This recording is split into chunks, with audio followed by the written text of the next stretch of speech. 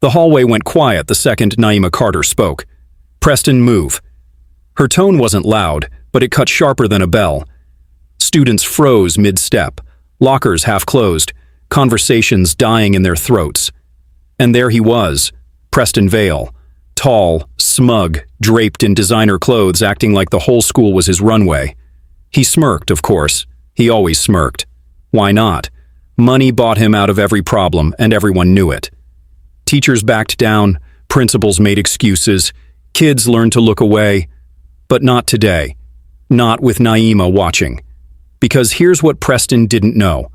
Before the classroom, before the blazer and chalkboard, Naima wore combat boots. 15 years in the Marines had carved a different kind of authority into her. Calm under fire, steady under chaos, the type who didn't blink when others cracked. Imagine thinking your daddy's bank account works on someone like that. Before we go any further, comment where in the world you are watching from, and make sure to subscribe because tomorrow's story is one you don't want to miss. The morning sun poured through Hawthorne Ridge High, stretching shadows across glossy floors. Naima's heels clicked steady, her eyes scanning the chaos of chatter, clanging lockers, and teenagers trading secrets. And then, silence shifted. Preston Vale had spotted his next victim, Marisol Vega, sweater neat, jeans plain, book stacked in her arms. One of the brightest students in the building, and to Preston, that made her easy prey. "Hey, scholarship girl!" His voice rang down the hall, fake sweet and cruel. Working on another sob story essay? Poor little Marisol. Her shoulders tensed, but she stayed focused on her books. She wasn't giving him the satisfaction. "Move, please," she said softly. Preston leaned in, blocking her locker. "Or what? You'll write me a pity letter?" His sneakers probably cost more than her family's rent, and he knew it. The crowd stirred. Phones came out. And that's when Naima closed the distance. Calm, firm, eyes locked. "Enough, Preston." He turned, face flushing, smirk slipping, and just as the tension peaked, Principal Mercer slid into view, suit pressed, smile fake. Just kids being kids, right? But the hallway knew better. Something had shifted. For once, Preston Vale didn't look untouchable. The afternoon sun slanted through the classroom windows, warm light bouncing off worn tile. Students shuffled, backpacks slung, chatter buzzing as dismissal crept closer. Papers rustled, chairs scraped, the usual end-of-day noise. But Naima Carter's instincts sharpened. Something shifted. At the back of the room, Preston Vale stood, his shadow stretching across Marisol's desk like a storm cloud. He leaned in, palms planted wide, designer shirt tight across his shoulders. His voice carried, deliberately loud. "So, scholarship girl," he drawled, dripping mockery. "How are you planning to make the grade? Extra credit with the admissions board?" The air went heavy. Books half-packed. Conversations cut mid-sentence. Students froze, tension choking the room. Marisol kept her eyes down, sliding her notebook toward her bag. Preston shifted to block her. His grin widened.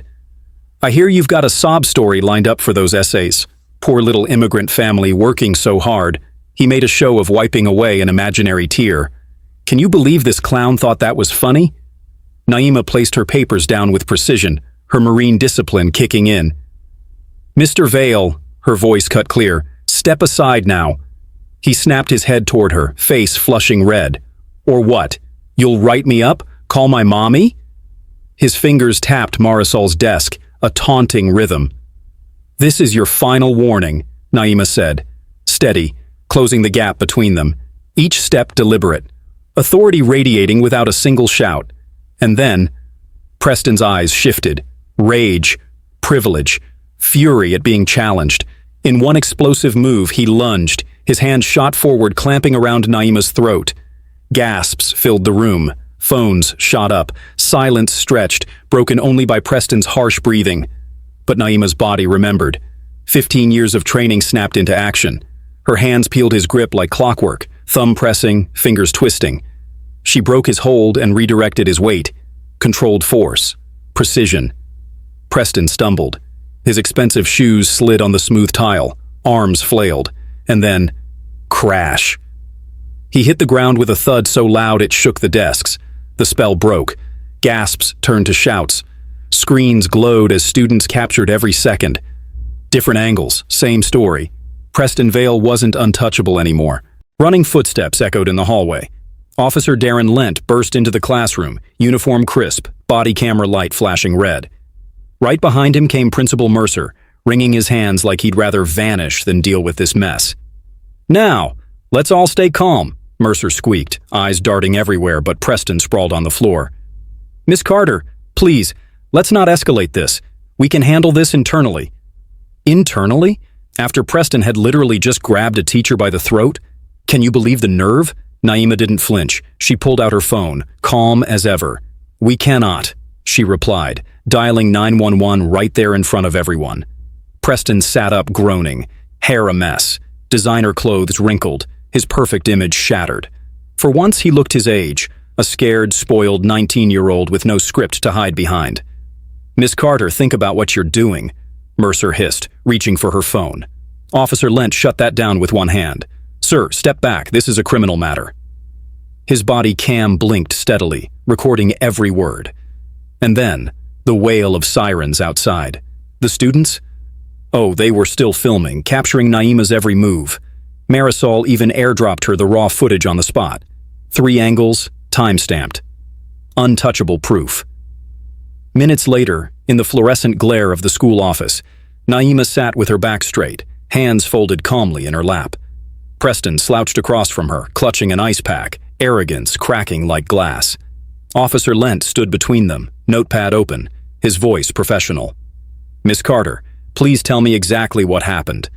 Naima's tone was crisp, measured. She detailed everything. Preston harassing Marisol, ignoring warnings, then assaulting her. Every word lined up with the videos. Mercer tried to interrupt, pleading about Preston's future. Lent shut him down instantly. Assault is a crime, not a school policy issue. And when Preston tried to lie? "She attacked me first," he stammered. Lent didn't even blink. "Multiple videos prove otherwise. Would you like to revise your statement?" For the first time, Preston's mask slipped. His face flushed red, his eyes darted to the floor. He muttered about barely grabbing her. Officer Lent started writing. "Based on evidence and witness statements, you're being issued a summons for assault." And just like that, the Vale family's golden boy wasn't above the law anymore. The school office felt like a pressure cooker, buzzing with tension. Preston Vale sat hunched, signature arrogance stripped away, clutching the assault summons with shaky hands. Mercer paced, sweating through his pressed suit. And Naima Carter? She sat straight, calm, her marine composure unshaken. But if the Vales thought the nightmare ended there, they were dead wrong. By nightfall, Naima's small bungalow became ground zero for a battle bigger than any classroom fight. Dr. Hattie Dubose arrived first, her presence steady and fierce, like living history carrying strength in every wrinkle. Then came Janelle Brooks, a sharp-eyed attorney with no patience for bullies. Students streamed in, Marisol, Tariq, others, phones in hand, evidence secured and backed up in the cloud. They weren't letting this story disappear like all the others, because it turned out Preston had a history. Shoved a basketball player down the stairs, settled with hush money, grabbed a girl's wrist at homecoming, another payout, another NDA. Coach Thompson filed complaints, fired 2 days later. All buried under Mercer's rug, hidden by the Vale family's endless cash. But this time, the rug was being ripped right off. Eloise Vale, polished as a senator's wife, even showed up at Naima's door with a lawyer in tow. They slid an envelope across the table. 7 figures, tax-free, if she'd just delete the videos and keep quiet. Can you believe that? They thought her dignity had a price tag. Naima's hand brushed her bruised throat as she met Eloise's stare. "My integrity isn't for sale." Eloise's mask cracked. "You'll lose everything."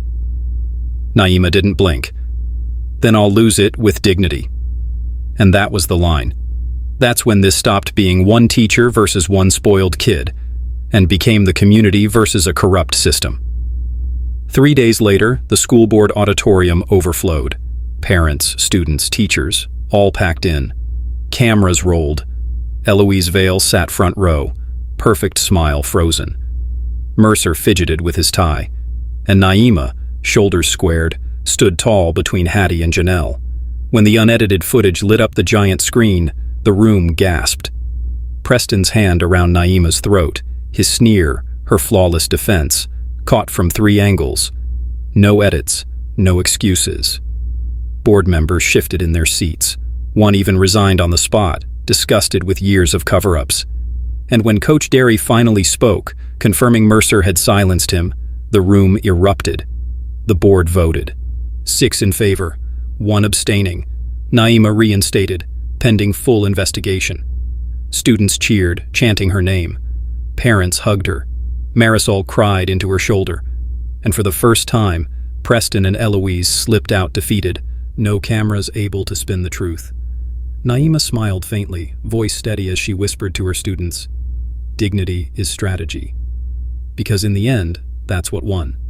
If you believe standing tall matters more than money or privilege, hit that like button, subscribe, and share this story. Tomorrow's fight, even bigger.